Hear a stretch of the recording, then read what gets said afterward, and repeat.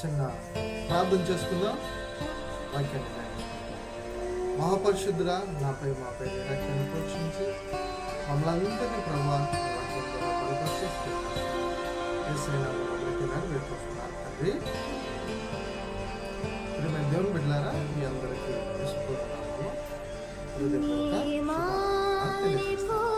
వాక్య ధ్యానం కొరకు మనం తీసుకునే వాక్య భాగం ఏంటంటే సమూయేలు రాసిన మొదటి గ్రంథము 28వ అధ్యాయం 9వ వచనం నుంచి 20వ వచనం వరకు రాబడిన మాటలు మనం అక్కడ ధ్యానిస్తూ ఉంటాం. ఇక్కడ 9వ వచనం కాడ నుంచి 20వ వచనం వరకు అక్కడ రాయబడిన లేఖన భాగం ఒకసారి మనం పరిశీలన చేస్తే సౌలు గారికి భయం వేస్తుంది. ఎందుకంటే ఫిలిప్తీలు దేశం మీదకు దండేస్తూ వస్తారు. వాళ్ళు ఎక్కువ మంది ఉంటారు, సైన్యము, ఫిలిప్తీలు సైన్యము. వాళ్ళని చూసి భయం వేసి నేను గెలుస్తానా గెలవనని దేవుని దగ్గర విచారణ చేస్తాడు. అంటే ప్రవక్తల ద్వారాగా, తర్వాత దర్శనాల ద్వారాగా, కళల ద్వారాగా, ఇక తర్వాత ఊరిము తుమ్మిము వాటి ద్వారాగా ప్రయత్నాలు చేస్తాడు. దేవుడు సైలెంట్ అయిపోతాడు, దేవుడు మాట్లాడు. చివరికి అతను ఏం చేస్తాడని అంటే ఒక మంత్రగత్తెని సంప్రదించి ఆ మంత్రగత్తెతో ఏం జరగబోతోంది తెలుసుకోవాలని సంప్రదించడానికి పోతాడు. అక్కడికి పోయిన తర్వాత జరిగిన విషయం ఏంటని అంటే ఆ మంత్రగత్తె ఫస్ట్ ఒప్పుకోదు. తర్వాత సౌలు యెహోవా నామములో వాగ్దానం చేసి ప్రమాణం చేసి ఆమెని నీకేం కాదులే అమ్మా నాన్నని ధైర్యపరుస్తాడు. ధైర్యపరిచిన తర్వాత ఆమె మనము ఏ విషయం చూస్తామంటే 14వ వచనం చూస్తాం. తను దెయ్యాలని చేస్తుంది, వశీకరణ చేసి ఆ దెయ్యాలను తీసుకొచ్చేటప్పుడు ఆమెకు అక్కడ కనబడ్డ వ్యక్తి చూసినట్లయితే దుప్పటి కప్పుకొనిన 14వ వచనం దుప్పటి కప్పుకొనిన ముసలివాడు ఒకడు పైకి వచ్చుచున్నాడని సౌలు అతడు సమూయేలని తెలుసుకొని సాగిలపడి నమస్కారం చేస్తాడు. ఇక్కడ సౌలు పోతాడు. ఆమె నిన్ను ఎవరిని పంపించాలి అని ఎవరిని తీసుకురావాలంటే సమూయేలుని తీసుకురండి అంటారు. నాకు దుప్పటి కప్పుకున్న ఒక ముసలతను కనపడుతున్నాడు అనగానే సౌలు ఆయనే సమూయేలు అనుకొని సౌలు నమస్కరిస్తాడు. తర్వాత ఆ 15వ వచనం కాడ నుంచి చాలా జాగ్రత్తగా మనం చూసినట్లయితే ఆ సమూయేలు లాగా మాట్లాడుతున్న వ్యక్తి నన్ను పైకెందుకు రమ్మన్నావు అంటే ఫిలిప్తీలు నా మీదకి వచ్చారు, దండెత్తి వచ్చారు, నేను దేవుడిని వేడుకున్నాను, నాకు దేవుడు ప్రత్యక్షం కాలేదు, అందుకోసం నిన్ను అడుగుతున్నా అని సౌలు చెప్తాడు. తర్వాత 16వ వచనంలో ఏముంటుందంటే యెహోవా నిన్ను ఎడబాపి నీకు పగవాడు కాక నన్ను అడుగుట ప్రయోజనం ఏమిటి.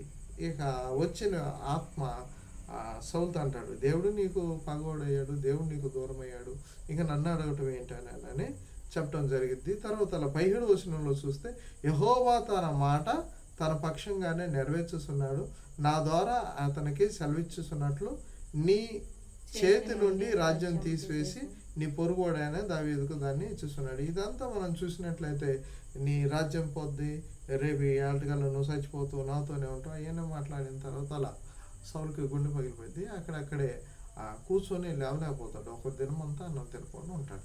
ఇది వాక్యం. ఇక్కడ మనం దీన్ని చదివితే ఎలాగుంటుంది అని అంటే సౌలు కన్నపిచార్చల దగ్గర పోయినట్టుగా ఉంటుంది. తర్వాత కన్నపిచార్చల నుండి సమూయేలు డైరెక్ట్గా వచ్చి సౌలుతో మాట్లాడినట్టుగా ఉంటుంది.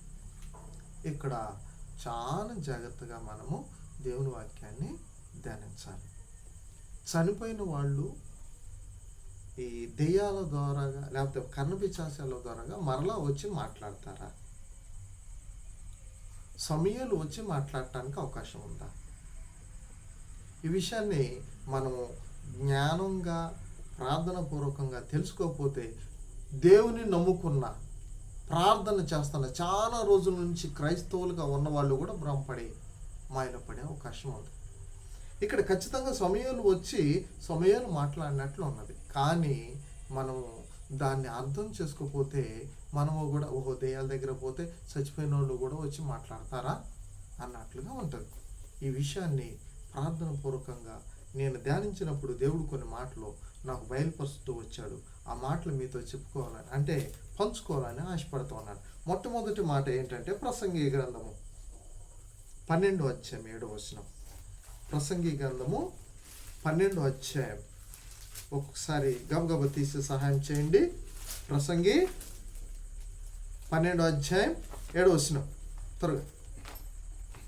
మన్నైనది వెనుకట వల్లే మరలా భూమికి చేరును. మన్నైనది వెనుకటి వలనే మరలా భూమికి చేరును. తర్వాత ఆత్మ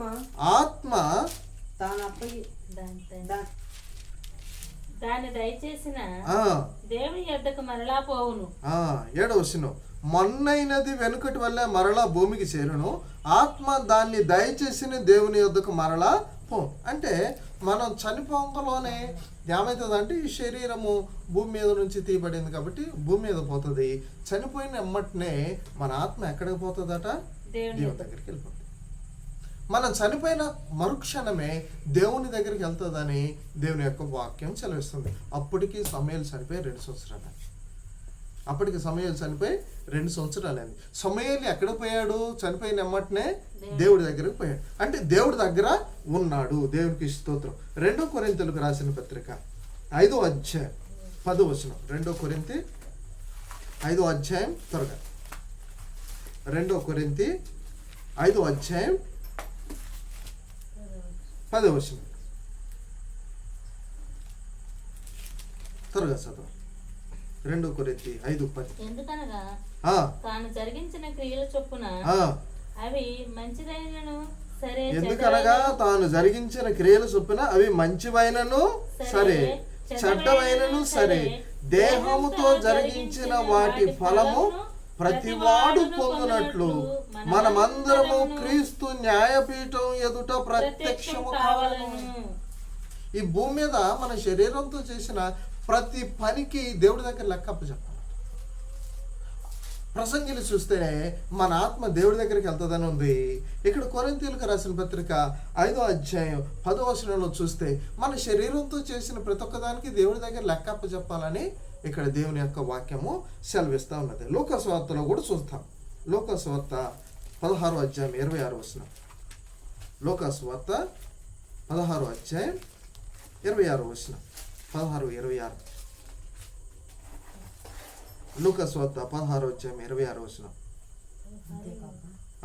అంతేకాక ఎక్కడ నుండి మీ యొద్దకు దాటగోరు వారు దాటి పోజాలకుండునట్లు అక్కడ వారు మా యొద్దకు దాటి రాజాలకుండునట్లు మాకును మీకును మధ్య మహా అగాధం ఉంచబడి ఉన్నదని చెప్పాను.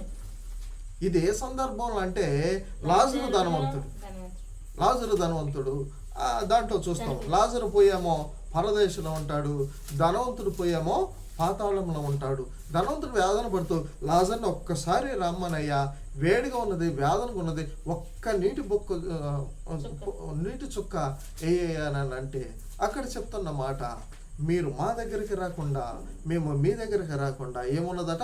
మహా అగాధం. అంటే అక్కడ చనిపోయిన వాళ్ళు మరలా అటు ఇటు రావటానికి లేదు, ఛాన్స్ లేదు. అంతేకాండి, చనిపోయిన వాళ్ళు అటు ఇటు రావటానికి ఛాన్స్ లేదు. పరదేశంలో ఉన్నవాళ్ళు పాతాళంలో రావటానికి కానీ, పాతాళంలో ఉన్నవాళ్ళు పరదేశంలోకి రావటానికి కానీ, లేకపోతే పరదేశంలో ఉన్నవాళ్ళు భూమి మీదకి రావటానికి కానీ ఛాన్స్ లేదు. ఒకవేళ ఛాన్స్ ఉంటే ఈ ధనవంతుడు విజ్ఞాపన చేస్తున్నాడు కదా, భూలోకంలో పంపించయ్యా అని అంటే పంపించేవాడే కదా. ఛాన్స్ ఉంటే లేదు. అంటే ఒకసారి చనిపోయిన తర్వాత వాళ్ళు మరలా భూమి మీదకి రావడానికి అవకాశము లేదు. అవకాశం అనేది లేని పరిస్థితుల్లో ఇక్కడ ఏమి జరుగుతూ ఉన్నదంటే సమూయేలు వచ్చినట్లుగా ఉన్నది. సమూయేలు వచ్చినట్లుగా ఉంది. ఎలా వస్తాడు సమూయేలు? సమూయేలు రాలేదు. ఎందుకు రాలేదు అని అంటే ఆ ఆకారము ముసలవాని ఆకారము, ఆ ఆకారం ఎక్కడి నుంచి? భూమి మీద నుంచి పైకి వచ్చిందంట. ఎక్కడి నుంచి వచ్చిందంట? భూమి మీద నుంచి పైకి వచ్చిందంట. భూమి మీద నుంచి పైకి వచ్చింది ముసలి ఆకారము. ఆ ఆకారాన్ని సౌలు చూశాడంటే చూడలేదు, కేవలం వాయిస్ మాత్రమే విన్నాడు. ఆ వాయిస్ ఎవరంటే సాతానే.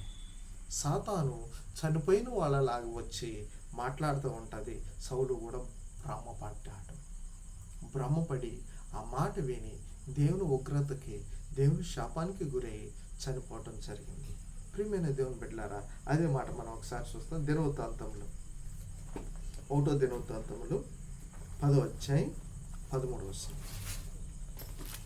1వ దినవృత్తాంతములు ఈ ప్రకారము ఆ యెహోవా ఆజ్ఞ గైకొనక ఆ ఆయన దృష్టి ఎదుట ఉమ్, ద్రోహం చేసినందుకును ఉమ్. యెహోవా యొద్ద విచారణ ఈ ప్రకారం చేయక యెహోవా ఆజ్ఞ గైకొనక ఆయన దృష్టి ఎదుట ద్రోహం చేసినందుకును యెహోవా యొద్ద విచారణ చేయక కర్ణ పిశాచాల యొద్ద విచారణ చేయు దానిని వెదికినందుకును సౌలు హతమైన. దేవుడు రసిపెట్టించాడు. సౌలు ఎతకవలసింది దేవుడి దగ్గర ఎతకాలి. సౌలు వేడుకోవాల్సింది దేవుడి దగ్గర వేడుకోవాలి. సౌలు సమాధానము పొందుకోవాల్సింది దేవుడి దగ్గర పొందుకోవాలి. దేవుడి దగ్గర సమాధానం లేక, దేవుడి దగ్గర ఆన్సర్ లేక దెయ్యాల దగ్గర పోయేసరికి హతమయ్యాడని పరిశుద్ధాత్మ దేవుడి లేఖనాల ద్వారా రాసి పెట్టి ఉంచాడు. అంతేకాదు, మనము కర్ణపిశాచాల దగ్గరికి వెళ్తేనట ద్వితీయోపదేశకాండం 18వ అధ్యాయం, ద్వితీయోపదేశకాండము 18వ అధ్యాయం 11-12 వచనాల్లో చూస్తే 18వ అధ్యాయం కర్ణపిశాచి నడుగు వానికైనను 11 ఏంటంటే కర్ణపిశాచి నడుగు అని అయినను దయ్యముల యొద్ద విచారణ చేయువాని అయినను మీ మధ్య ఉండనీయకూడదు. వీటిని చేయవాడు యెహోవాకు హేయుడు. అట్లా చేయకూడదు. చేయలేని దాన్ని చేశాడు. అందుకు సాతాను చేత భ్రమపడి ప్రేరేపించబడి యెహోవా శిక్ష పొందుకొని, యెహోవా శాపం పొందుకొని సౌలు చనిపోయాడు తప్ప అక్కడ సమూయేలు పైకి వచ్చి చెప్పింది కాదు, సమూయేలు చెప్పింది జరిగినట్టు కాదు.